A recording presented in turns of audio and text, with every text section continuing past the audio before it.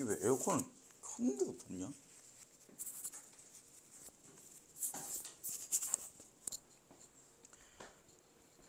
소감이 어떻습니까, 여러분?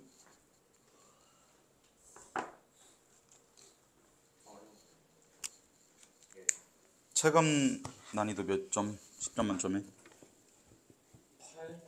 저도 8? 재민이는? 재현이는? 정도는 할만하죠. 그래서 걔는 90 아니야? 10? 오늘 생일이야? 생일에 너무 끌려가지고 정말 진짜 뭘 끌려나와.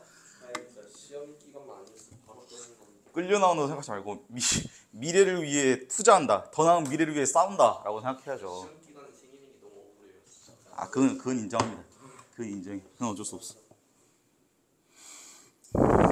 이게 그래서 딱 보면 요즘에 굉장히 출제를 잘하는 것 같아요. 이게 그 브레턴 우즈 지문에서 그때 이제 내가 얘기했던 게, 이거를 이제 읽고 나서 앞에서 얘기했던 금태환 조약, 아니 금본위 제도랑 브레턴 우즈 제도가 사실상 구도상 같은 거나 다름없다라는 걸 이제 알아내는 게 포인트라고 얘기를 했잖아요. 근데 이제 그게 약간 앞에서 줬던 정보를 단순히 뒤에 있는 정보랑 링크만 잘 시킨다고 할 수 있다고 생각하지 않거든요, 저는. 이게 그때 내가 얘기했던 게 엔진지문 같이 얘기했잖아요. 그래서 실제로 이걸 이해한 다음에 그리고 앞에 있는 정보 기반으로 뒤에 있는 정보랑 비교를 해서 이거 구도가 같은 거네. 어차피 달러랑 금을 고정을 시켜버렸고 다른 화폐로는 금을 못 사니까 사실상 같은 구도구나. 이거 하기가 되게 어렵거든요. 딱 그게 이제 정확히 사고력 요구하는 부분이어서.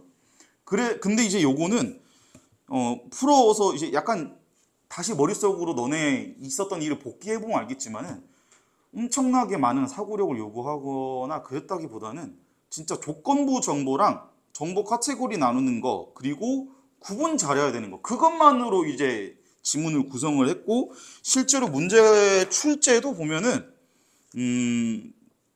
28번에서 이 표를 줬다라는 걸 제외하면 그래프 같이 난해해 보일 수 있는 자료도 안 쓰면서 어렵게 출제된 거거든요. 그리고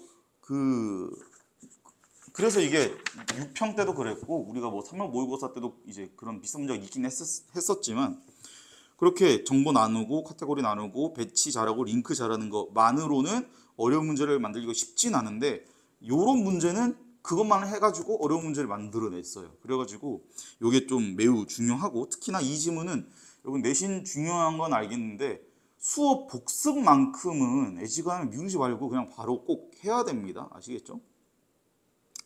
그래서 특히나 이 지문은 이제 직접 그 도식화를 해 보시면은 감이 올 거예요. 아, 이거 내가 어디서 이걸 꼬였나, 그리고 이거를 내가 여기서 꼬지 않았으면 이거 생각보다 지문 구도나 문제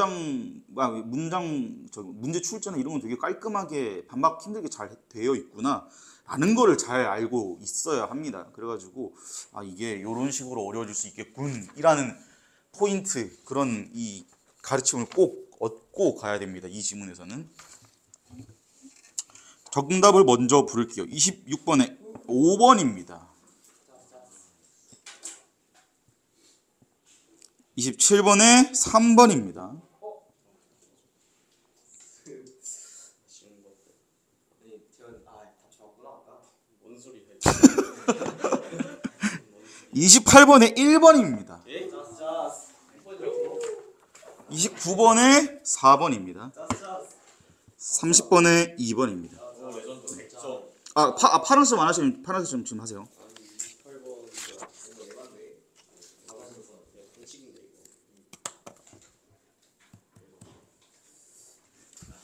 28번 틀려? 지금 다 주는데? 아쉽네, 태연.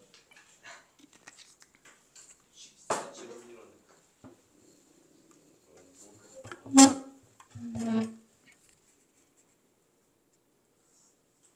정도 더 맞아야지. 유치가 다 맞았어?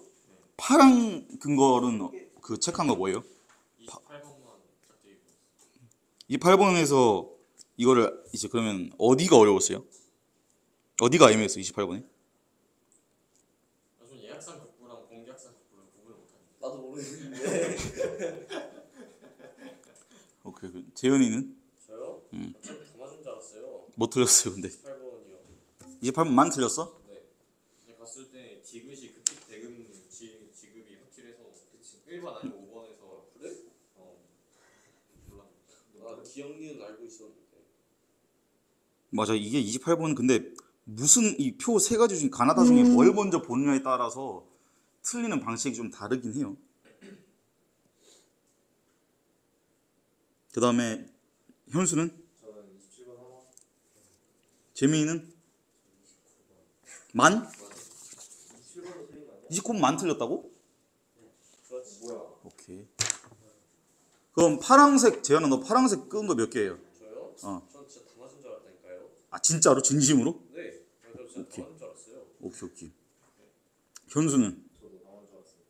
재민이는? 진짜로? 아 그래?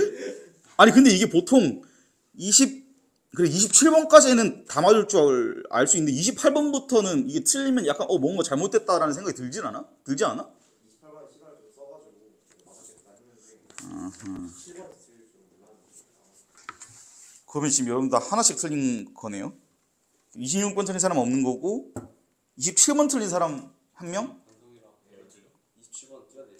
28번 한 명, 그리고 29번 28번 틀린 사람 두 명인 거 아까? 오, 근데 너는 확실히 잘하는 것 같아. 이게 정답률 불러드릴까요? 놀랄걸요 이거?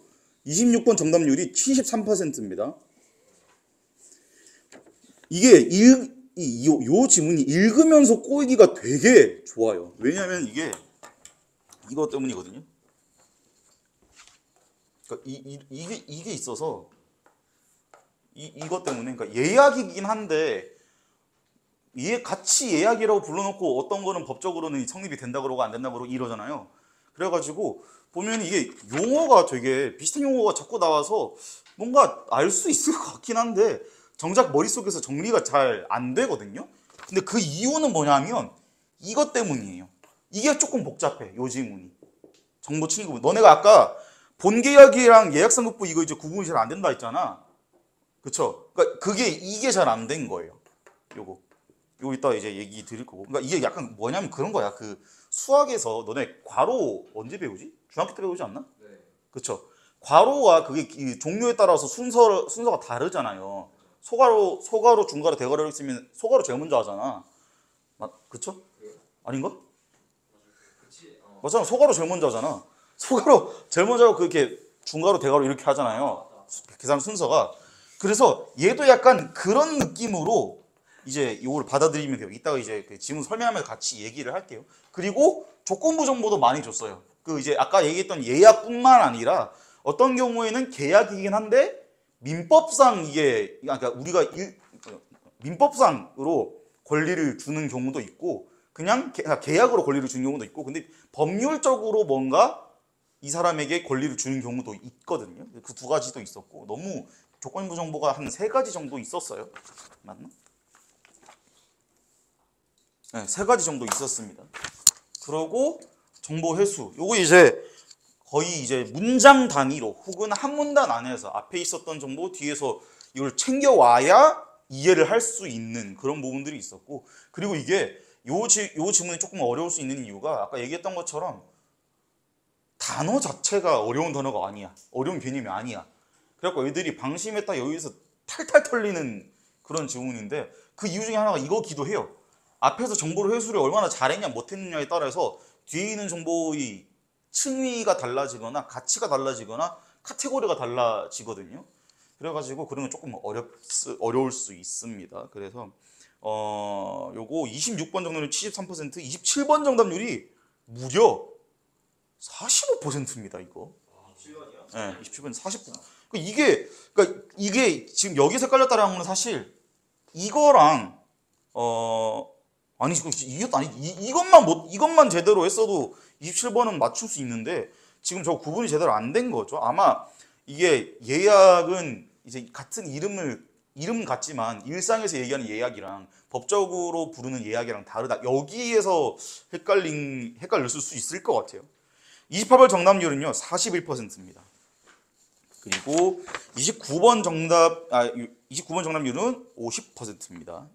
그래서 되게 어려운 문제였어요. 우리가 흔히 얘기하는 킬러라고 부를 수 있는 지문이고, 그래서 근데 내 생각보다는 꽤 잘한 것 같아요, 여러분. 근데 이제 오답률만 생각했을 때 다 지금 한 개씩만 틀렸지 않나?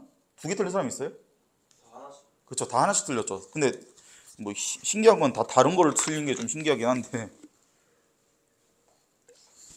그래서 지금 이 왼쪽 공백에 아이디어 요거 좀 써 놓으세요. 그래갖고 이게 지금 각각 문제에서 요구하는 게 다르거든요. 지문 그 문단마다 이 시키는 게 다르고, 그래가지고 자기가 틀린 문제 본 다음에 내가 이 키워드 아이디어 중에서 뭘 놓쳐서 틀렸구나라는 그거 꼭 짚고 가야 돼요. 그래서 그런 아이디어들을 딱 누적되고 그 아이디어를 머릿속에 딱 착착착 넣어 놓으면 이제 문제 풀기 전에 혹은 모의고사 보기 전에 그리고 수능 보기 전에 그거 머릿속에서 딱 떠올려서 내가 이런 아이디어 이런 거 좀 조심해야 되지, 그리고 이런 거 중요했지, 이렇게 약간 이게 가이드 혹은 일종의 규칙, 법률처럼 작용할 수 있는 거예요, 독해할 때.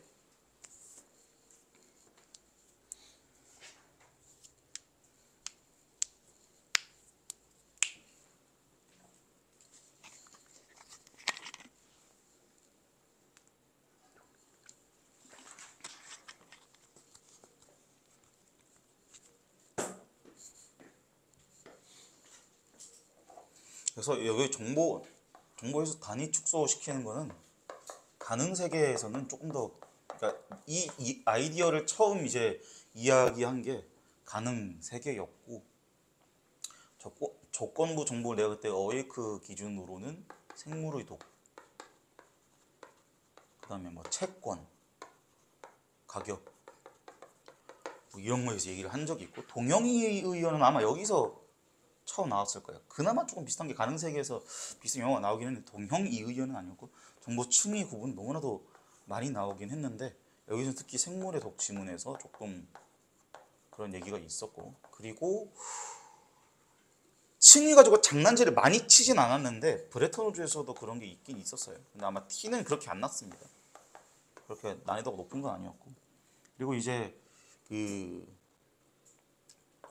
오늘은 아마 못할 것 같고 내일쯤에 이제 우리가 지금까지 다룬 지문들이 굉장히 깔끔하고 친절하고 딱 떨어지고 전형적인 뭐랄까 논리적으로 완결성 좋은 그런 지문들이었는데, 한 번쯤은 이제 와장창 하는 지문도 풀어봐야 되지 않겠어요?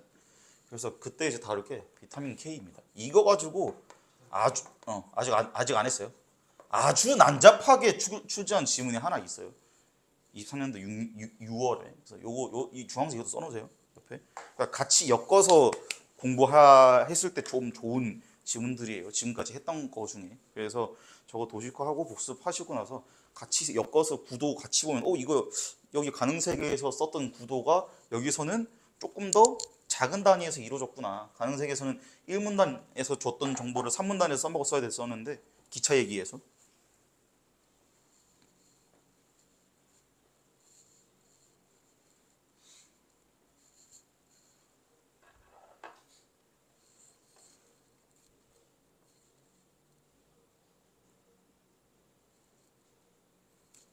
그래서 저거 뭐 조건부 정보랑 정보 회수 이거는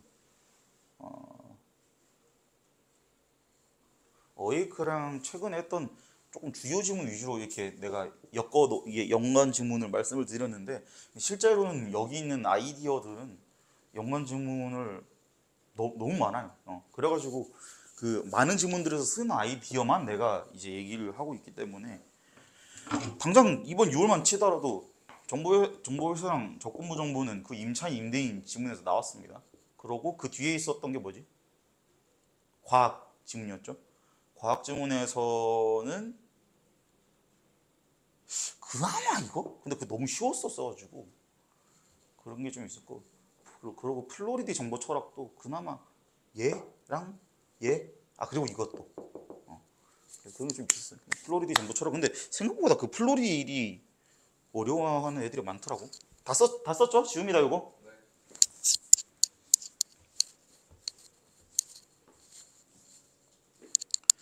그래서 보겠습니다. 자기가 읽은 방식, 사고 방식이랑 다른 부분이 있나 없나 확인하면서 들으세요. 채권은 어떤 사람이 다른 사람에게 특정 행위를 요구할 수 있는 권리이다. 아 이게 정의 딱 갈기고 시작하네, 그렇죠? 그리고 이게 정의를 이렇게 쉽게 줬다라는 거는 뒤에서 필히 얘를 가지고 응용을 시키겠다라는 거예요. 왜냐면은 정의나 개념을 이해하는 것 자체가 이 지문의 목적이면은 이렇게 한 문장으로 쉽게 안 주겠죠. 그러고 뒤에 예시를 조금 붙여주던가 이렇게 이제 했을 거예요. 근데 여기서 정의를 바로 때렸습니다. 그래서 채권은 설명을 하기를 행동을 요구할 수 있는 권리래요.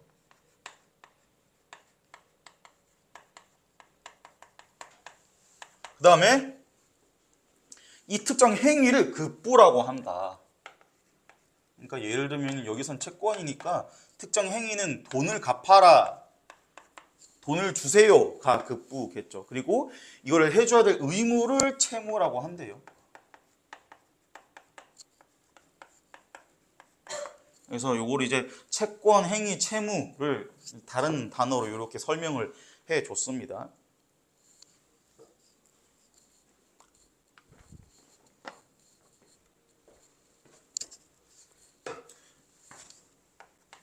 위치가 이게 맞겠네.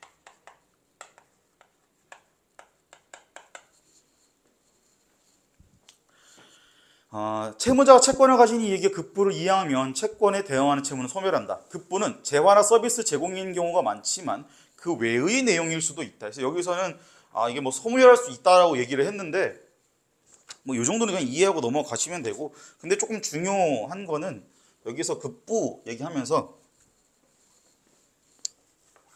여기 얘기하면서 지금 덧붙여 준 게 급부가 뭐로 제공이 어떤 유형이 있나 했을 때 재화 얘기했고요.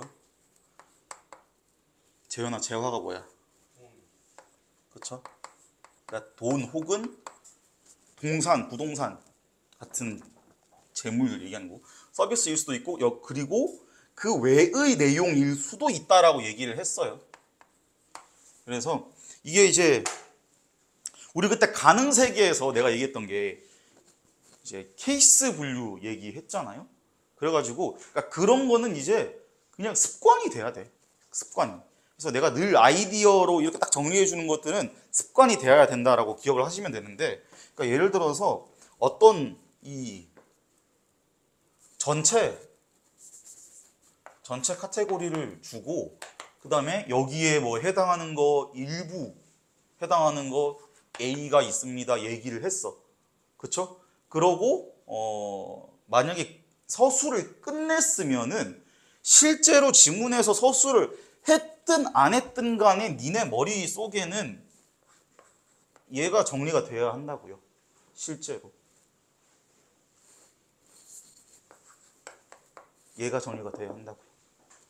가능세계에서 그랬잖아. 뭐였어요? 필연적인 거, 가능성이 있는 거 이러고 이제 말았거든요. 근데 이제 가능성이 아예 없는 경우도 뒤에서 정보를 준다고. 니네가 그걸 이해를 못하는 게 문제가, 이해를 못할까봐 걱정하는 게 아니에요. 이해를 하고 못하고 문제가 아니라 그거를 미리 카테고리를 프레임을 짜놔야 뒤에서 그 관련 정보 탁 나왔을 때 여기 착 붙일 수 있다니까.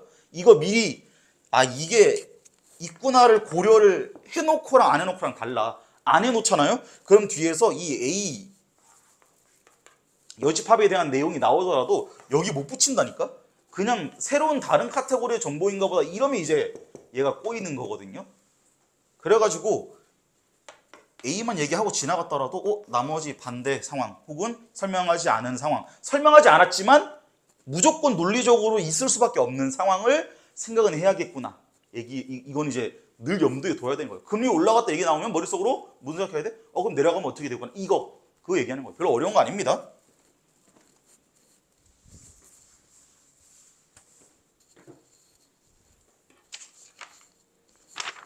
그 다음에 민법상의 권리는 여러 가지가 있는데 계약 없이 법률로 정해진 요건에 충족으로 발생하기도 하지만,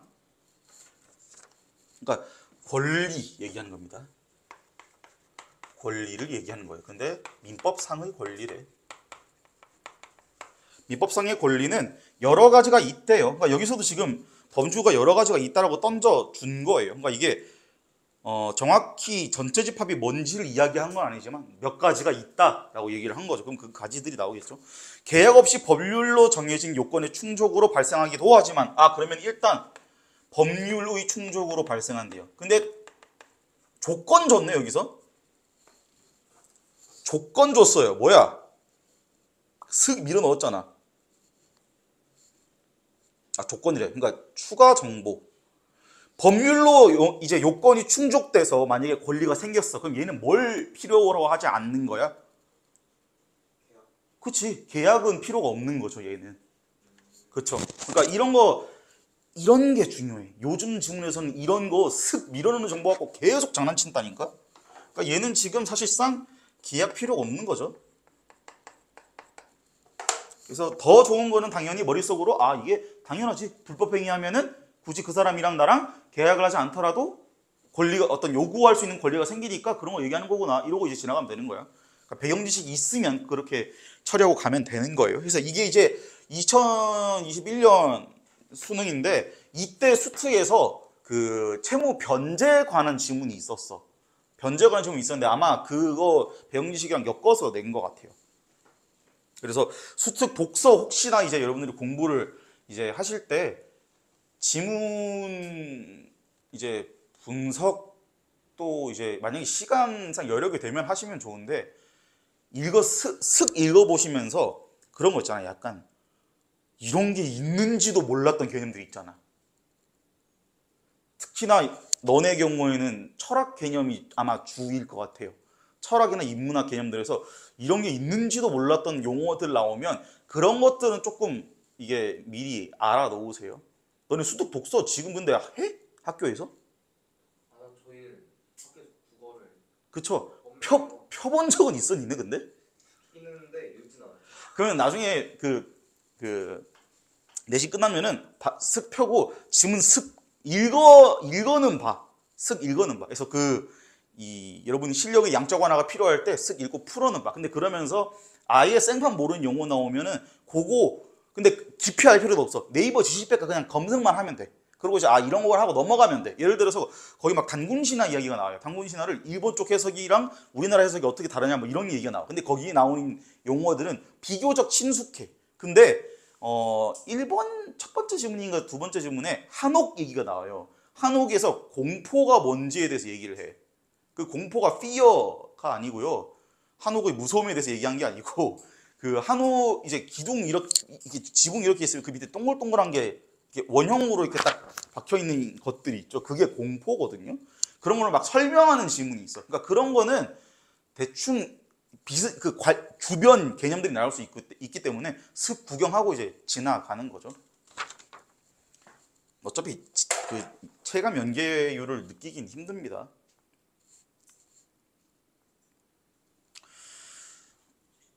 네, 그리고 대개 계약의 효력으로 발생한대요. 민법상의 권리는 법률로 생기는 경우가 있고 계약의 효력으로 발생하는 경우가 있고 이게 이제 대부분이란 거죠.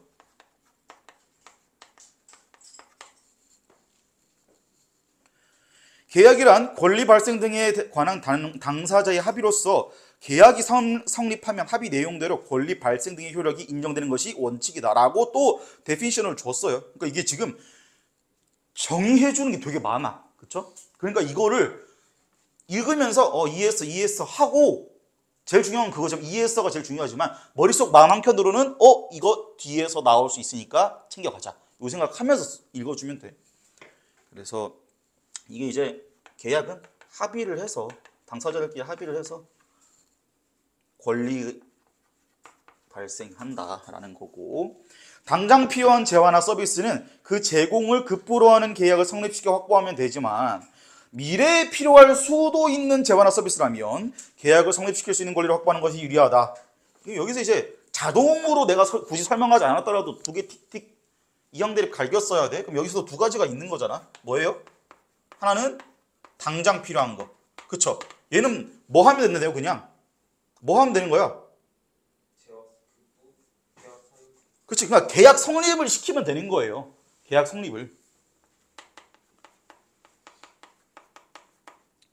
근데 이게 지금 내가 당장 필요한 게 아닐 수도 있잖아. 그쵸? 여러분들이 그 편의점 가가지고 카드로 결정, 그거 다 계약이거든요? 니네 영수증 뒤에 빼곡하게 회색으로 막 적혀 있잖아. 그거 계약서야.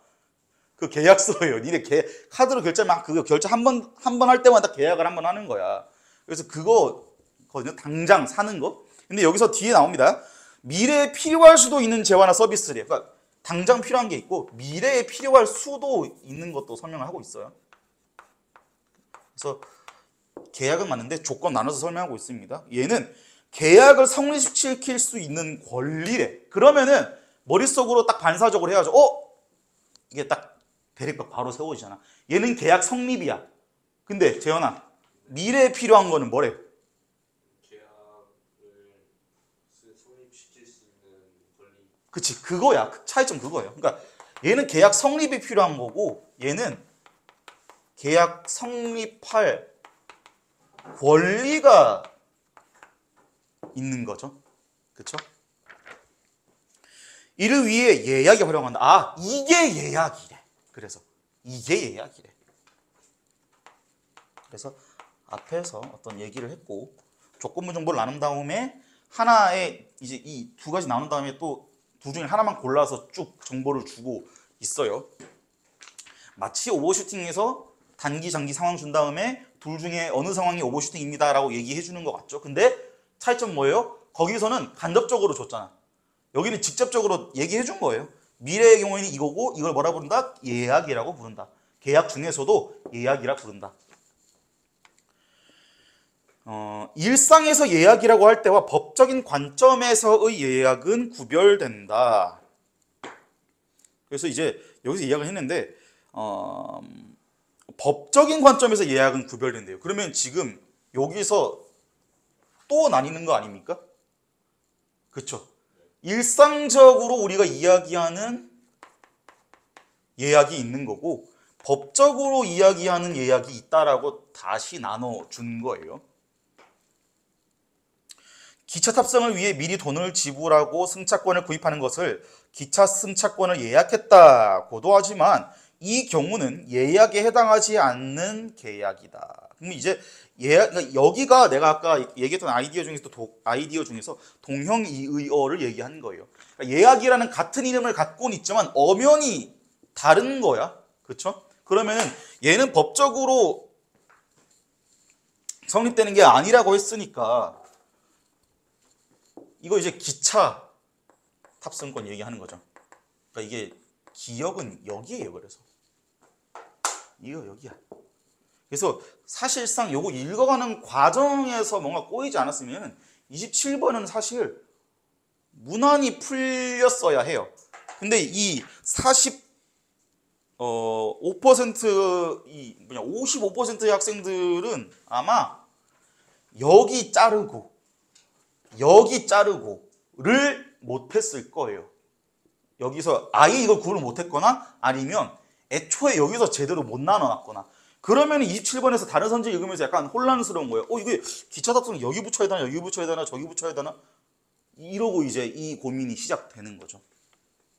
아니면 그냥 머릿속에 이런 구도도 안 잡혀 있어서 그냥 우당탕탕 뭐랑 비슷한 것 같은데 유사도 측정해서 그냥 붙이고 있는 상황이 벌어지는 거죠. 그렇게 되면 안 됩니다, 여러분. 최소한 이 내 수업을 듣는 사람들만큼 그러지 않았으면 좋겠어요. 법적으로 예약은 당사자들이 합의한 내용대로 권리가 발생하는 계약의 일종이래요. 그러니까 이거 뭐지? 당사자들이 합의한 내용대로 권리가 발생. 이게 이제 계약 정의 한번 더 얘기해 준 거예요. 그래서 얘는 계약의 일종이다. 그러면은 얘는 계약의 일종이다.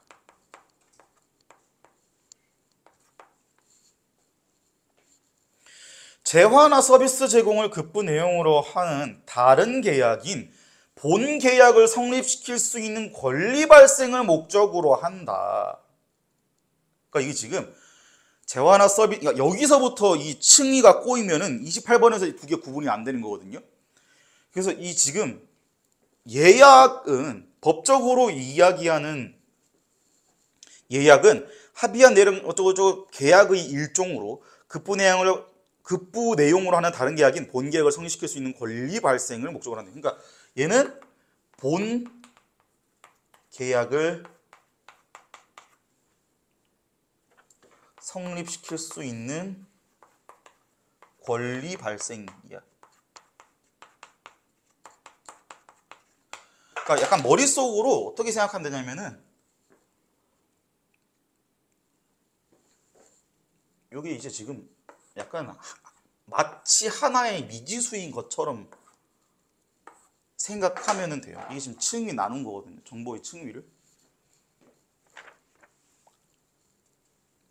그다음에 예약은 예약상 권리자가 가지는 권리의 법적 성질에 따라 두 가지 유형으로 나뉜다. 여기 지금 또 나뉜대요.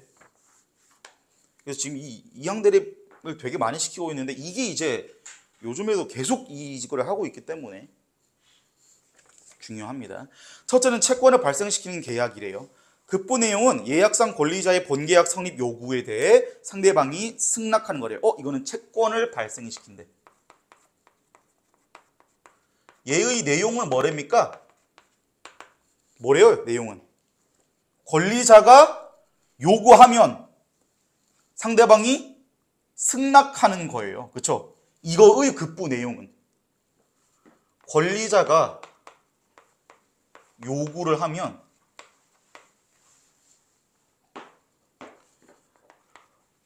본계약에 대해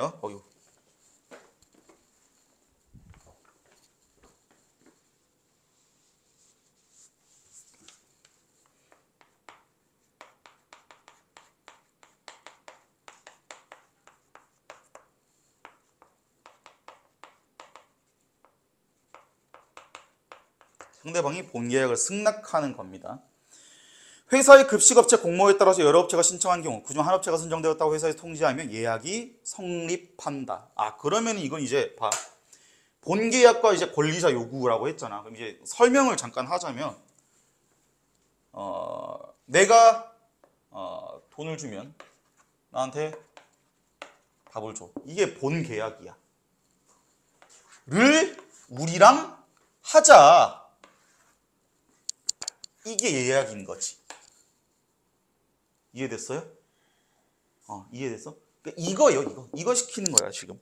그래갖고 아까 내가 정보 층위 구분하는 게 중요하다라고 했던 게 이 괄호를 구분해서 짤 수 있었냐 없었냐가 핵심이에요.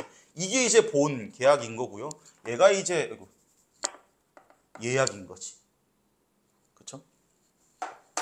근데 이제 얘는 이 사이에 뭐가 필요한 거야? 이 소괄호를 계산하려면 뭐가 필요한 거야? 소괄호 본계약을 하려면은 승낙이 필요하다가 포인트예요. 승낙이 필요하다가. 근데 이거 실전에서는 어떻게 하냐? 뒤에 거를 읽어봐야 나와. 이건 승낙이 포인트구나라는 게. 왜냐면 뒤에 거는 승낙이 필요 없어요.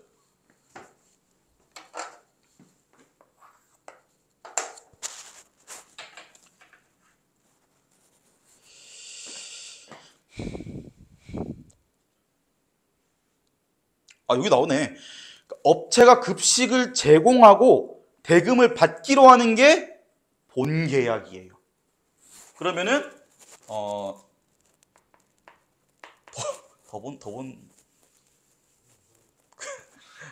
급식업체가 여기에 회사에 돈을 줬어요. 예를 들면은 재현전자에 돈을 줬어. 그래서 한솥도시락을 줬어. 그래서 한솥도시락을 줬으면 여기서 얘가 뭐 해야 돼요? 그치, 돈 줘야 될 거 아니야. 이게 이제 본계약인 거죠. 본계약.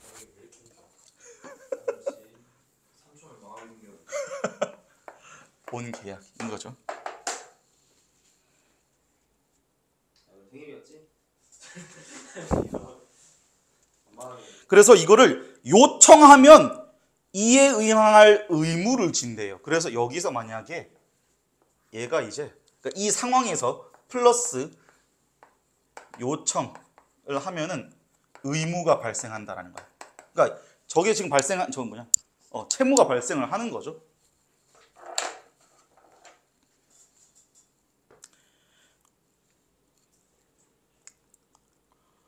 그다음에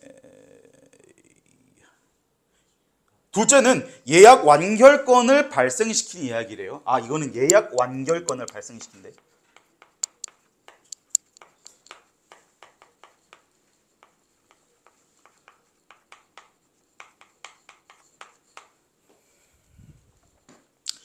이 경우 예약상 권리자가 본계약을 성립시키겠다는 의사를 표시하는 것만으로 본계약이 성립한다. 여기서는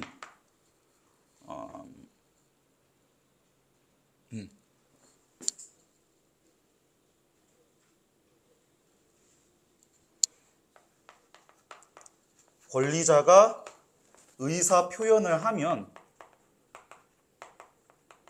그냥 바로 본계약이 성립한다라는 거예요.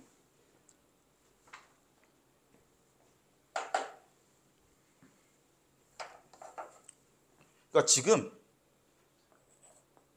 엄밀히 말하면 이 본계약을 승낙을 하고 그러고 이렇게 가는 거죠.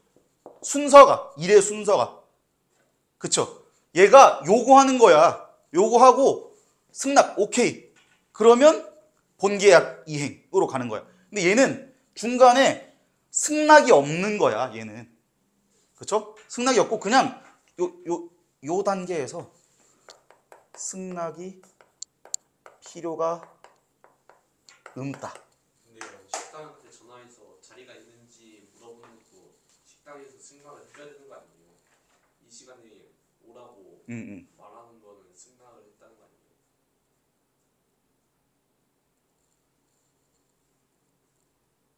그냥 제가 다른 아무 음식점에다가 언제 갈게요 전화해서 가는 게 아니고 거기서 오라고 해야지 가는 거잖아요.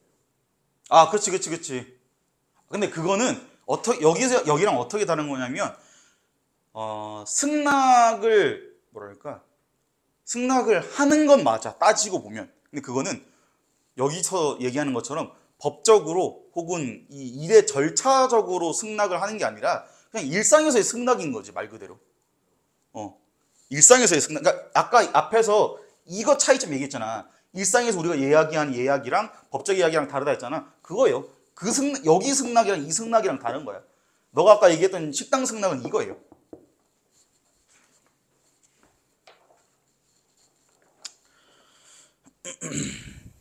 그래서 가족 행사를 위해서 식당을 예약한 사람이 식당에 도착해서 완결권을 행사한대요. 그래서 이게 만약에 예약자가 식당 도착하고 플러스 완결권을 행사했다.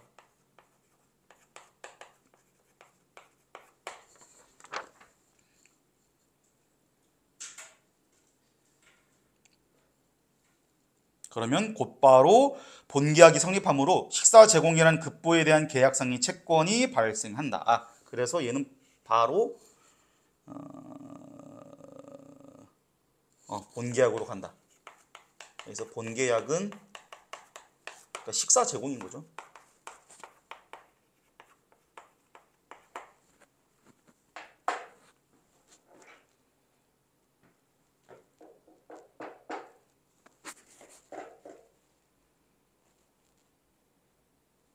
그래서 지금 포인트는 여긴 이제 승낙까지 필요한 거고 얘는 그냥 권리 갖고 있는 사람이 야 지금 할래 하면은 그냥 바로 여기로 이어지는 거야. 그냥 식사 제공이 본계약이잖아요.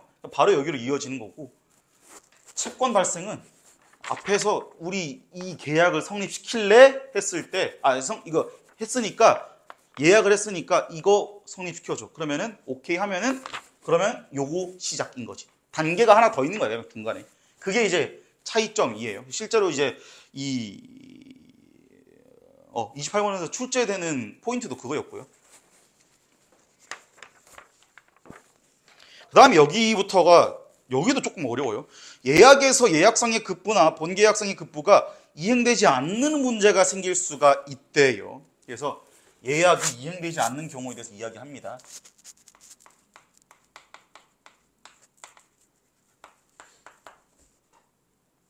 유형에 따라 발생 문제의 양상이 다르대요. 일반적으로 급부가 이행되지 않아서 채권자에게 손해가 발생한 경우에 채무자는 자신의 고의나 과실에서 비롯된 것이 아님을 증명하지 못하는 한 채무 불이행 책임을 진대요. 그래서 이것도 지금 두 가지인데 하나는 채무 불이행인 경우가 있다. 얘의 조건은 성립 조건은 뭐야? 얘 성립 조건은 뭐예요? 자기 잘못이 없다는 걸 증명하지 못하는. 그렇죠. 이행하지 못했다는 사실은 맞는데 고의나 과실에 의해서 타인의 그러니까 자기의 고의나 과실에서 비롯된 게 아니다라고 증명을 해야 하는 거죠. 그래서 만약에 이 채무자 입장에서는 뭘 증명해야 돼? 자신의 고의나 과실이 아니다를 증명해야 돼. 그렇죠? 증명해야 돼. 근데 이거를 못하면 채무불이행 책임이 있다는 거잖아. 그쵸? 그럼 이제 이걸 어떻게 생각을 최적화할 거야? 여기서 내가 이제 문장을 해체하고 재구성하는 게 중요하다 했는데 그게 이제 이런 문장이 조금 어렵거든. 여기서 이거 어떻게 단순화시킬 거야?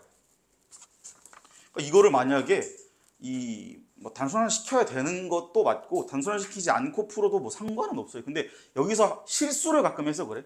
만약에 여기서 이게 그러면 타인이 했다는 걸 증명하면 되겠구나 로 고치면 돼? 안 돼?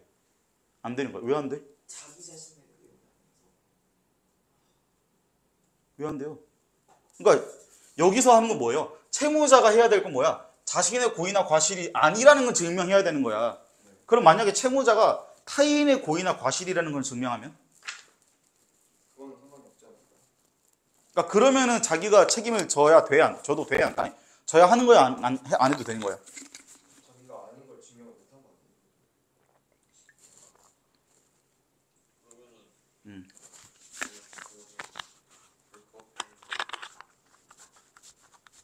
이게 책임이 없으니까 그 사람한테 이게 내가 가능세계 지문하고 이제 얘를 하는 이유가 있는데,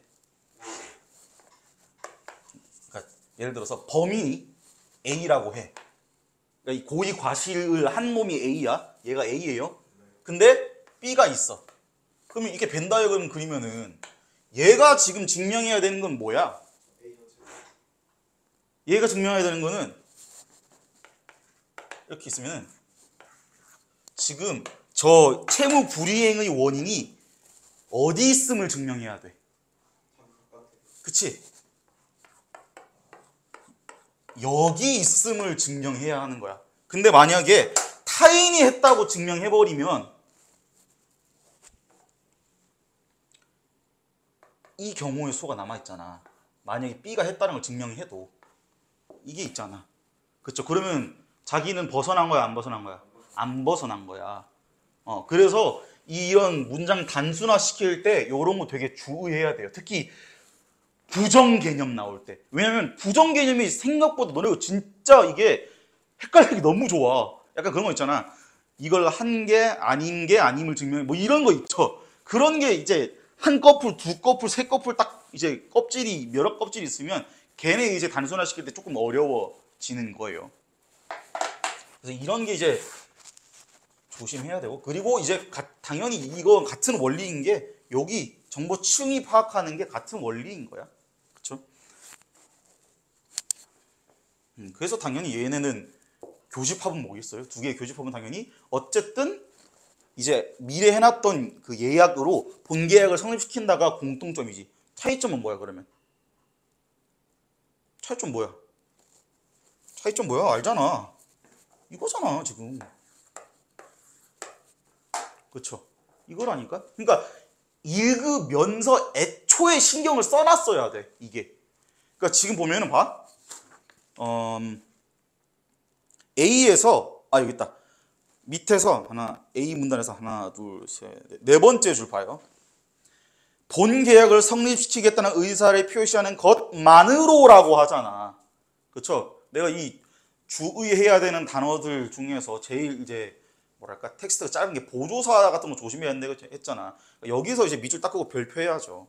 이거는 승낙이 필요 없다라는 얘기를 간접적으로 하고 있는 거예요. 근데 이걸 이해하려면 앞에서 채권 발생의 경우에는 본 계약을 승낙하는 과정이 있어야 되는구나를 넣고 있어야 여기서 그럼 얘랑 위에 거랑 겹치는 부분이 분명히 있긴 한데 얘는 승낙이 필요 없네? 이 생각을 했어야 돼. 이걸 했으면 이미 뒤에 문제는 풀려 있는 거야. 그래서 중요한 거야. 내가 맨 처음에 얘기했을 거야. 독서는 지문이 읽을 때가 7할이라고. 70%, 에너지의 70%를 지문 읽는 데 써야 되고 지문을 제대로 읽고 분석을 해냈으면 이미 문제는 풀려 있다니까. 골라내기만 하면 되는 거예요, 사실상. 재현 알겠죠? 왜? 자고 싶어요. 아니야, 정신 차려. 고3이야 지금. 정신 차려. 벌써 고3. 뭐 벌써 지금 6월인데.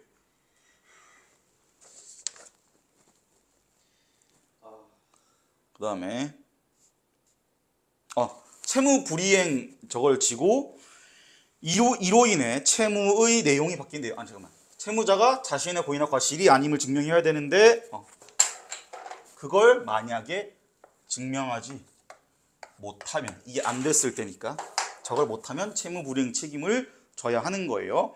그래서 채무의 내용이 바뀌는데 원래 급부 내용이 무엇이든 채권자의 손해를 돈으로 물어야 하는 손해배상 채무로 바뀐다. 그래서 이 다음 단계가 원래 급부 내용이 무엇이든, 이런 거 이제 당연히 중요한 거죠. 발작하면서 무엇이든 이러면은 원래 급부 내용이 10원 주기였던 100만 원 주기였던 1억 주기였던 뭐 누구 패 주기였던 누구 때려 주기였던 뭐 의자 훔쳐 주기였던 뭐든 간에 상관없이 손해배상 채무로 바뀐다라는 거죠. 그러면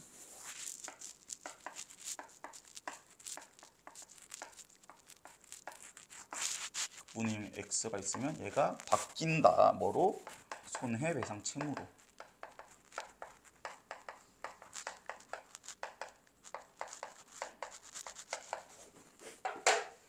만약 타인이 고의나 과실로 예약상 권리자가 가진 권리 실현을 방해했다면 예약상 권리자는 그에게도 책임을 물을 수 있다. 이거는 전제가 다르죠? 고의나 과실이 이미 있는 거야. 있는 거라고. 여기서는 지금 채무자에 대한 이야기를 한 거고요. 추가로 이거는 당해자에 대한 이야기를 한 거죠. 그러니까 얘는 이제 고의나 과실이 있는 걸로 이미 알고 있는 거야.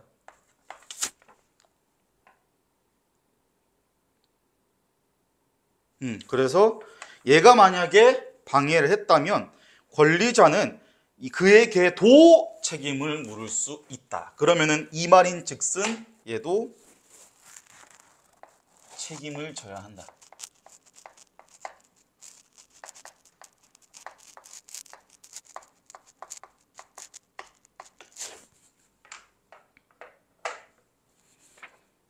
이게 진짜 교묘하게 잘 얘기한 건데, 여기 몇 번이야? 29번 틀리는 사람은 아마 여기서 이 방해자라는 놈이 포함되는 카테고리를 잘못 생각했을 가능성이 높아요. 이거 방해자가 지금 고의나 과실이 있으면 책임을 물을 수 있다고 했잖아. 그쵸? 이 타인의 권리에 대해서. 그러면 이게 채무불이행 책임에서 이야기를 하고는 있지만 함부로 여기에 묶어버리면 안 되는 거지. 여기 함부로 채무불이행에 묶어버리면 안 되는 거예요. 그래서 내가 아까 아이디어 이야기할 때 그 정보 이제 조건부 정보 뭐 카테고리 나누기 이런 거 중요하다는데 여기가 그거를 정말 교묘하게 잘 파고들어서 애들이 못하는 딱 고지거를 잘 찝어서 문제 출제한 설계한 지문이거든요. 일단 뒤에 계속 얘기해 볼게. 법률에 의하면 누구든 고의나 과실로 의해 타인에게 피해를 끼치는 행위를 하고 그 행위의 위법성이 인정되면 불법행위 책임이 성립한대요. 그래서 여기선 이제 해서 가해자는 피해 돈으로 배상할 책무를 진대요. 불법행위 책임이 성립한다.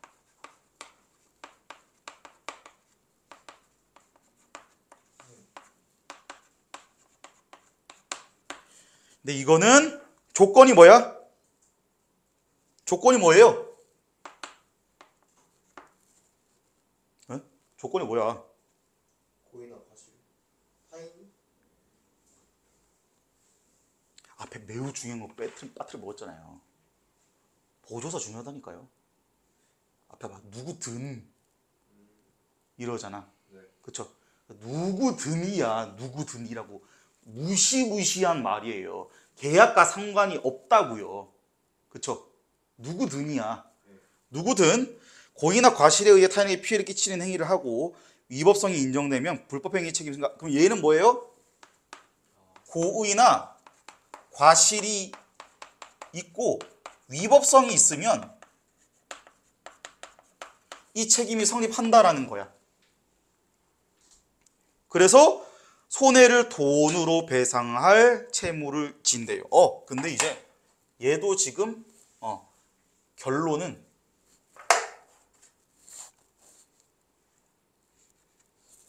손해배상 채무를 진다.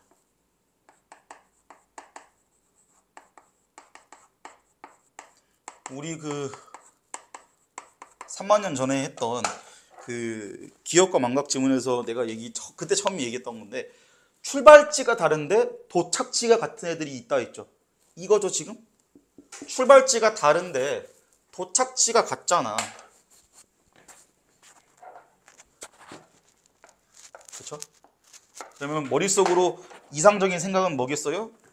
씩 웃으면서 자식, 가소로운 녀석, 넌 날 당해낼 수 없다 하고 딱 체크해놓고 지나갔어야죠. 아시겠죠? 지문에 끌려다니면 안 됩니다. 재현아, 지문에 지지 마. 아시겠죠? 뭔 소리야. 이게 아직 5등급입니다. 아직 5등급이에요. 아시겠죠? 아니야. 지금 하면 충분히 할 수 있어. 1등. 그러니까 그거에 신경 쓰지 말라고. 6월에 네가 5등급을 받던 9월에 9등급, 빵등급, 5억 등급을 받던 거네. 수능 하루만 잘하면 돼. 그날만 1등급 받으면 평생 공부 잘하는 사람이라니까? 9등급 받아볼게요. 아니, 그 얘기 아니고. 더 어려운 것 같은데 1등급. 그 어렵긴 해. 내가 해보니까 잘 안 나와. 근데, 그래서, 그러니까 수능되면 1등급 나오면 돼요. 그래갖고 너무 신경 쓰지 마세요. 중간에 성적 떨어지는 경우도 있어. 그리고 애초에. professor 비웃어요. 뭘 비웃어? 9등급 받았다고. 비주만 하지.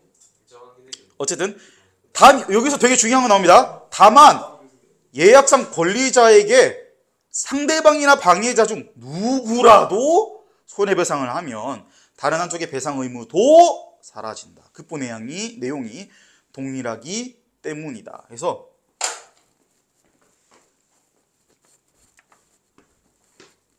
다만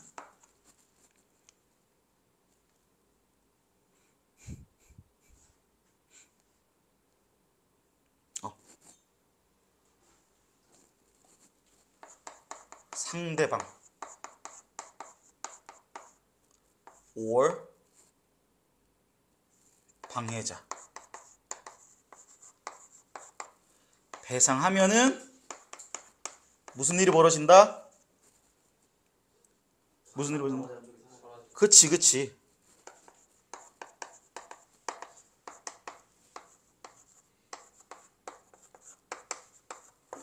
아주 너무너무 중요한 말입니다. 너무너무 중요하고, 그리고 애초에 이게 이거 중요한 정보구나 라는 거를 파악하려면 이미 얘가 이제 머릿속에 들어와 있어야 가능한 거예요, 사실은. 이거 같은 급부구나. 그래서 둘 중에 하나만 이거를 해내면은 나머지 한 명이 의무가 사라지는구나 인 거고, 그리고 여기서 만약에 정말 자기가 이 독해 경험치가 많이 쌓였고 이 뭐랄까 여기서 머릿속에 정보 정리가 정말 깔끔하게 잘 되어 있다면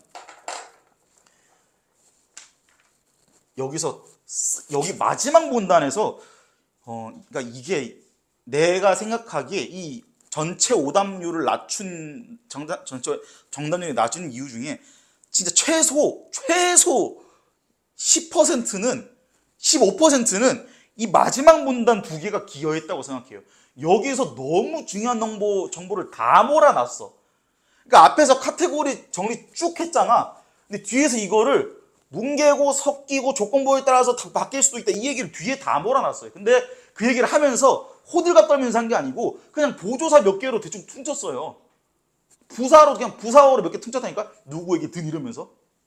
그러면은 머릿속으로 사실 앞에서 얘네를 해냈다면 그리고 이 차이점을 알아낼 수 있었다면 이게 습관이 그리고 되어 있다면 자동적으로 해야 되는 건 뭐냐면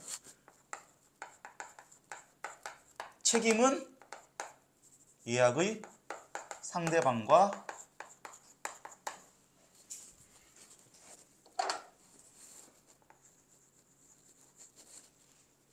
방해자가 둘 다 지는구나. 근데 배상은 상대방과 방해자 둘 중에 하나만 하면 되는구나. 이거 했으면은 거의 이제 완벽한 거죠. 그리고 여기서 조금 더 우리가 욕심내 보면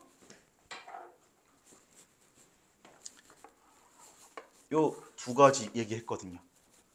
저 앞에서 얘가 이제 법률 관련이고 얘가 이제 민법 관련이겠죠. 그렇죠? 그래서 얘도 힌트 정도는 될 수 있어요. 요거 구분을 하거나 아니면 여기 방해자의 포지셔닝을 하는 과정에서. 그래서 이게 조건부 정보가 다 몰려 있는데 심지어 조건 하나라도 안 챙겨갔으면 그냥 틀려버릴 수밖에 없는 거거든요. 특히 요 방해자 포지션. 얘는 지금 고의나 과실이 있으면 책임을 문다라는 조건이 끝이야. 그게 중요한 거야. 이거는 상관이 없어, 얘. 그쵸? 둘 다 질 수 있는 거야, 방해자는. 그쵸? 어떤 거에 따라서 이 양상에 따라서 그냥 달라지는 거예요. 그러니까 다른 종류의 책임을 두 가지를 동시에 질 수도 있는 거고 하나를 두 개 질 수도 있는 상관없는 거야, 이거는. 요게 포인트, 29번의 포인트. 이 방해자라는 놈의 포지셔닝. 근데 이 포지셔닝을 어떻게 알아냈어야 했는데 여기서 일단 이항대립부터 제대로 했어야 됐고 그걸 제대로 해야 뒤에서 한 다음에 뒤에 조건부 정보들 여기 벌벌 떨면서 온몸을 떨면서 이 중요한 정보들을 다 챙겨가시고 고의 과실만 있으면 책임 물 수 있구나 라는 걸 챙겨가시고 여기는 고의 과실에 위법성까지 있어야 되는 거구나 라는 거 이제 알고 계시면 되는 거예요. 그러면 이제 그러고 이게 지금 여기서 이제 문제 푸는 단계 말고 지문 분석하는 단계에서 여기서도 이제 갖고 놀 수 있어야죠. 얘가 고의랑 과실만 있으면은 책임을 져야 되는 건데 여기에 위법성이라는 조건이 추가될 수 있어 없어? 있죠. 그게 핵심이라니까. 그게 위법성이 있으면 얘는 이거에 대한 방해자도 될 수 있는 거예요. 그거 알 수 있니를 물어보고 있는 거야. 진짜 내가 생각하기에 이 사고력도 중요하지만 조건부 정보랑 정보 카테고리 잘 나누기를 거의 이거만큼 그 세 가지 유형으로 이거만큼 기깔나게 지문을 쓴 걸 난 못 봤거든요, 아직.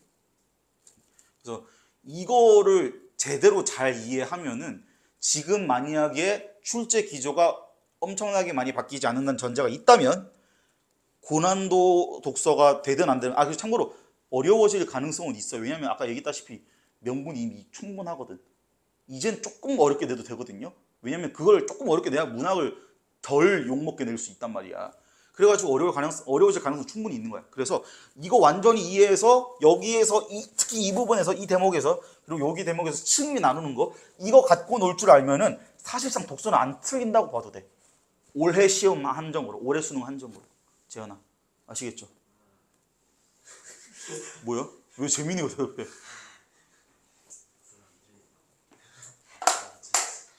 문학도 신기해야 되는 거 아니야? 아시겠죠? 아니 근데 그걸 알고 있어. 그걸 알고 있는데 문학이 더 문제인 걸 알고 있는데 지금 너무 방심하기 좋은 타이밍이어서 내가 얘기하는 거야. 방심하기 좋은 타이밍인데 평가원에서 허를 찌르기 더 좋은 타이밍이야 지금. 아시겠습니까, 재현아? 이번에 문학 한 30% 맞은 것 같은데요. 너요? 네. 이런 문제 아 그냥 걱정하지 마. 문학은 진짜 그 버벅 풀면 돼. 버벅 풀면 돼. 그리고 내가 늘 얘기했잖아. 오히려 지금이 극상위권 제외하고 나머지 애들한테는 다 유리한 거예요. 극상위권 애들은 변별력을 이런 거, 변별력이래. 걔네들은 메리트가 아예 없어진 거야. 남들에 비해서 시험이 어렵게 나와야 지가 하나라도 더 맞출 거 아니에요. 근데 그 맨 위에 난이도 이게 싹 없어졌으니까 그 위에 애들 제외하고 나머지 밑에 있는 애들한테는 엄청 유리한 거라니까 지금. 재현아? 이거 불리하는 거 진짜. 아니 너 할 수 있다니까. 불리해요. 아니 할 수 있어. 국가위권이라서. 너 나는 스위치 2 오너로서 상당히 불쾌한 발언입니다. 네. 26번 보시면 왜 5번이겠어요? 이 정답이. 당연히 외부자가 방해자. 그쵸. 방해자도 있을 거고요. 그리고 애초에 불법행위 책임이니까 여기서도 얘기했지만 얘는 계약 같은 이딴 거 없어도 그냥 어기기만 하면 무조건 그 권리나 요구할 수 있는 명분이 성립되잖아. 그래서 그게 이제 중요한 거고요. 그러고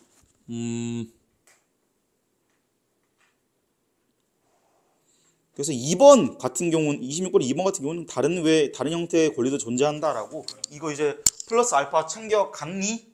요거 그냥 가볍게 귀엽게 묻고 있고 나머지 1, 2, 3, 4는 그냥 뭐 있는 거를 물어보는 정도예요. 그래서 이게 약간 의문이긴 해요. 그러니까 이게 문제 난이도 보면 알겠지만은 73%짜리가 절대 아니거든 이거 솔직히. 이거 그래도 아무리 봐도 80은 나와야 되는 문제인데 73이 나왔다라는 거는 이게 이제 그만큼 지문에서 얘네들이 박살이 난 거죠 사실상. 27번 기억에 대한 이해로 가장 적절한 것은 그래서 이건 이미 지문 풀 때 답이 정해져 있어야 되는 거예요.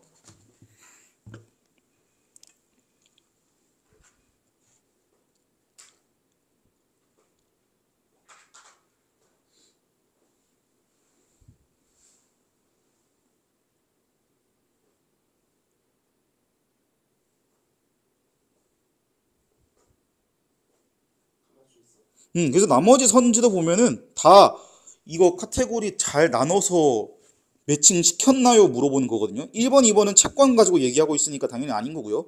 4번, 5번은 제공받을 권리, 그다음에 권리. 4번에서는 법률로 정해진 요건이라고 했으니까 얘는 당연히 끄시면 되고 5번에서 계약을 성립시킬 수 있는 권리라고 했으니까 이건 예약을 얘기하는 건데 이 예약은 법률적으로 성립이 가능한 예약에 한해서 했던 설명이니까 3번 당연히 아니고요. 그리고 1번, 2번에서 채권 어쩌고 저쩌고 얘기인데 채권도 이렇게 여기 있는 건데 앞으로 쭉 가보면 이거는 법적으로 가능한 계약, 법적으로 의미를 갖고 있는 예약, 일상적 예약 말고 법적 예약에 해당하는 설명이니까 일상 예약인 기억에는 당연히 해당되지 않는 설명들이에요.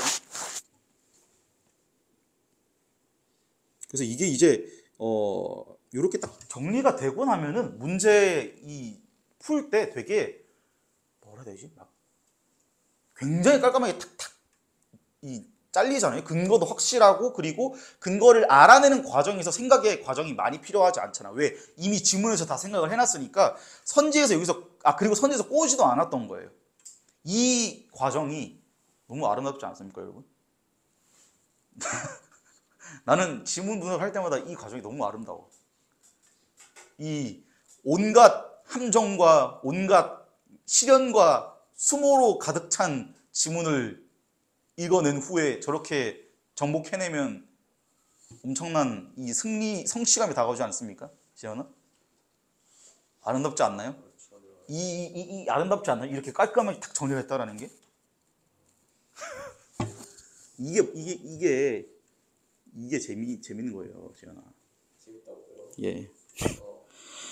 28번입니다. 다음은 A에 제시된 예를 활용해서 예약의 유형에 따라 예약상 권리자가 요구할 수, 그러니까 권리자가 요구할 수 있는 거야. 권리자가. 그러니까 이게 사실 발문만 제도를 읽었을 때 이미 2, 3, 4는 제끼는 거랑 마찬가지예요. 재현아. 네? 아시겠죠? 아시겠죠? 네. 아니요. 왜 아니야? 왜 제껴요? 권리자가 요구한다 그러잖아. 네. 예약상 권리자가 요구하는 거잖아요. 네. 그러니까 이제 어디냐? 아, 어. 요구할 수 있는 거. 그치. 그러니까 왜냐면은 그러니까 서비스 제공을 했고 그 다음에 돈을 받아야 될 거 아니야 자기가. 네. 여기서 권리자가 요구할 수 있는 급부니까 이거는 이제 채권 발생에서 뭔 소리야? 채권 발생 디귿이 채권 발생 예약이니까 이미 이거는 1번, 5번으로 제껴지는 거죠. 맞을 뻔했네.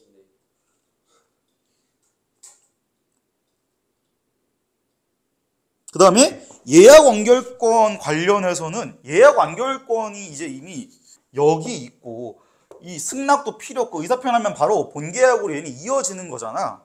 그쵸?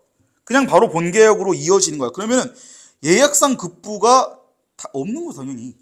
얘는 여기 예약상 급부는 뭐야 그러면?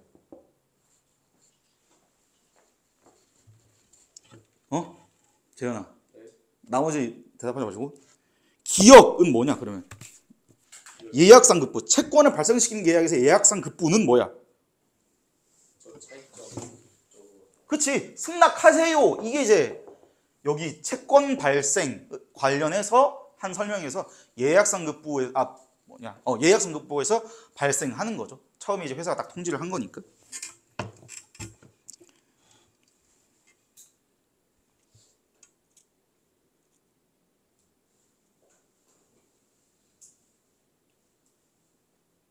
그래서 28번에 혹시라도 근데 이게 가나다 중에 하나는 꽁으로 얻을 수 있다 보니까 어떻게 접근하든 하나는 꽁으로 얻을 수 있다 보니까 직관이나 느낌으로 풀린 경우가 있거든요. 그렇게 푼 사람들은 확실히 분석해가지고 이게 왜 정답이고 기억에 왜 이게 들어가고 니은에 왜 이게 들어가고 디귿에 왜 이게 들어가는지 확실히 알고 넘어가셔야 합니다.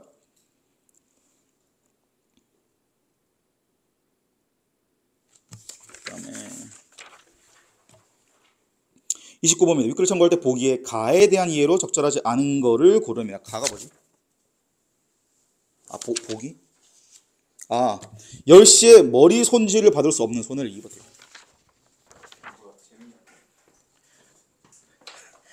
특별한 행사를 앞두고 있는 갑은 미용실 운영하는 을과 예약을 했대요. 이거 이제 미용실 오너고 갑은 얘 둘이 예약을 했어.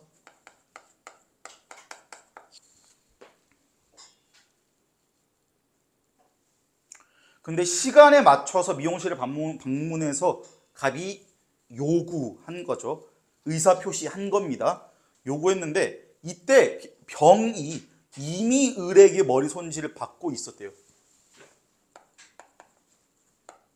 얘가 지금 사이 껴든 거죠, 지금. 그렇죠? 갑이 예약해둔 시간에 병이 고의로 끼어들어 위법성이 있는 행위를 해서 조건 2개 충족이야. 그렇죠? 이거 내가 아까 얘기했잖아. 조건 중요하다고 했잖아. 여기서 지금 그럼 병이 충족한 조건은 뭐야?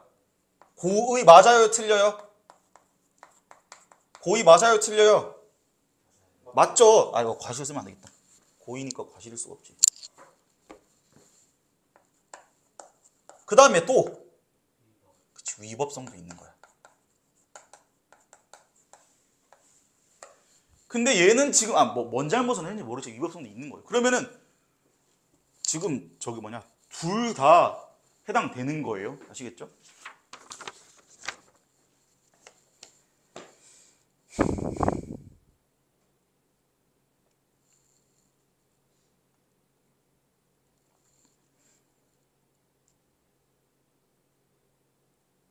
(1번) 가가 발생하는 과정에서 잠깐만 여기서 손해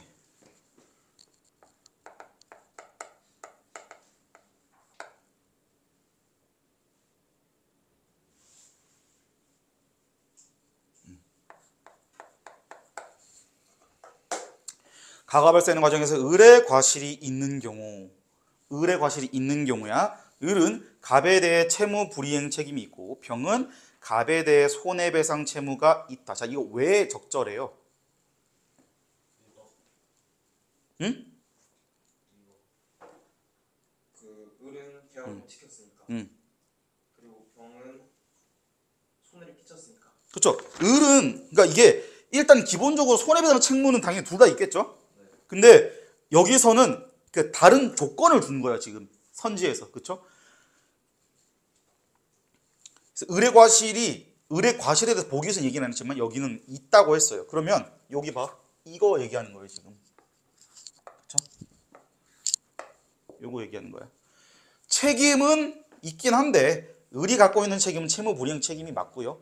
병도 갑에게 이거를 방해는 했으니까 얘도 손해배상을 하기는 해야 돼요. 2번 가가 발생하는 과정에서 을의 고의가 있는 경우 을과 병은 모두 갑에게 손해배상 채무를 지고 을이 배상을 하면 병은 갑에 대한 채무가 사라진다. 이게 이제 요거 요약한 거나 마찬가지인 거죠. 3번 가가 발생하는 과정에서 을에게 고의나 과실이 있는지 없는지 증명되지 않은 경우래요. 않은 경우야. 그러면 증명되지 않은 경우니까 지금 채무불이행 책임이 있는 거야 없는 거야? 채무자한테? 있죠. 그러니까 을과 병은 모두 갑에게 채무를 진 거고요. 급부의 내용도 동일한 겁니다. 왜? 아까 얘기했잖아. 둘 다 뭘로 바뀌는 거예요? 뭐였든 간에 급부 내용 X가 뭐였든 간에 손해배상으로 바뀌는 거였고 얘도 어쨌든 결론적으로는 손해배상 채무로 가는 거예요. 4번 가가 발생하는 과정에서 을에게 고의나 과실이 있는지 없는지 증명되지 않은 경우 그럼 이거 지금 을은 아까 3번이랑 조건이 같은 거죠. 그럼 얘는 일단 채무불이행 책임을 갖고 있는 거야. 근데 을과 병은 모두 채무불이행 책임을 지므로 갑에게 손해배상 채무를 진대요. 갑에게 손해배상 채무를 진다라는 거는 이미 3번에서 우리가 판단했죠. 둘 다 있는 거는. 그럼 어디가 틀린 거야? 어디가 틀린 거야? 어떻게 틀린 거야, 그럼 재현아? 네, 병은 채무 불이행 책임이 없어요. 그럼 그쵸, 병은 아무런 책임이 없잖아. 네, 그쵸? 아무런 책임이 없는 건 아니에요. 그럼 무슨 책임? 채무 불이행 책임은 없어요. 그럼 무슨 책임이 있는 거야, 병한테는? 책임이요? 예. 그런 것도 나와요. 방금 다 했는데 있을. 뭐 하는 거야, 도대체? 손해배상. 아니, 그러니까 그거 맞는데 내가 얘기했지, 출발진 다른 도착지 갔다고 했잖아요. 어차피 둘 다 손해배상은 맞아, 둘 다. 결국엔 손해배상 해야 돼요, 둘 다. 그럼 병은 지금 지고 있는 책임의 종류가 뭐냐고요? 그쵸? 불법행위로 이제 이 위법성 이미 조건이 아까 보기에서 깔아버렸잖아, 조건을. 그래서 이제 모두 채무불이행 책임이 아니고요. 을은 채무불이행, 병은 불법행위 책임. 이렇게 다른 종류의 책임을 지는 겁니다. 5번 가가 발생하는 과정에서 을에게 고의나 과실이 없음이 증명된 경우 고의나 과실이 없대요. 그러면 을한테 책임 있어 없어? 없어. 그쵸? 채무불이행 책임 없어. 을과 달리 병에게는 갑이 입은 손해에 대해 금전적으로 배상할 책임이 있죠. 손해배상 채무는 지금 불법행위 책임이어도 어쨌든 있으니까. 그리고 병은 불법행위 책임이 있으니까 5번 적절한 선지입니다. 그리고 30번의 이제 어휘 문제인데요. 이거 이제 정답은 2번입니다. 이거 틀리신 분은 설마 틀렸어? 틀렸어요. 아 그래. 아, 맞았고. 근데 이제 여기서 좀 자주 나오는 유형 내가 한 번만 더 정리해드릴게요. 우리가 그때 얘기했지만 어휘 문제에서 이 오답, 정답 구성하는 방식이 두 가지라고 제가 얘기했죠. A랑 A 프라임을 구분해 보세요. 그러니까 비슷해 보이는 어휘를 구분해 보세요를 물어보거나 A랑 A 플러스 B. 그러니까 그 의미의 범주가 다른 두 단어를 구분해 보세요를 할 수도 있다고 했거든요. 여기서 1, 2, 3번의 경우에는 위에 거에 해당하는 거야. 위에 거에 해당하는 건데 그 중에서도 너무너무 자주 나오는 형태의 구분을 요구하고 있어. 여기서 뭘 물어보는 거냐면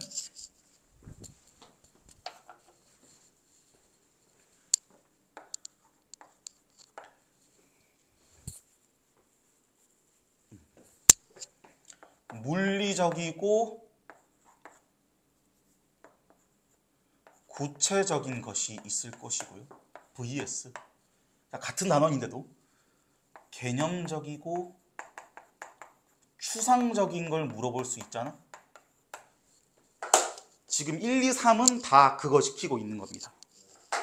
4, 5번은 그냥 다른 단어예요. 애초에. 그래서 어휘 문제 요거 알고 계셔야 돼요. 구분하는 방식 정도는 아시겠죠? 머릿속에 탁 구조가 돼 있어야 돼. 누누이 얘기하지만 어휘 문제는 저게 뭐라 해야 될까? 대비하기가 쉽지 않아요. 물론 저기에서 막 엄청 어렵게 내지 않으니까 우리가 맞출 수 있는 거지. 저거에 대해서 막 파고 들어가지고 이거를 분석을 한 다음에 저거를 맞추는 정답을 이제 알아내는 뭔가 뭐랄까 방식을 분석하고 있는 건 아니기 때문에 할 수 있는 게 아니에요. 어휘다 보니까. 아니면 뭐 맥락적인 걸 물어보거나 그런데 그거는 사실 보통 틀릴 일이 거의 없겠죠. 그렇기 때문에 요거 어휘 문제는 이제 너무 방심하시진 마시고 요거 지금 사진 얼른 찍으십시오.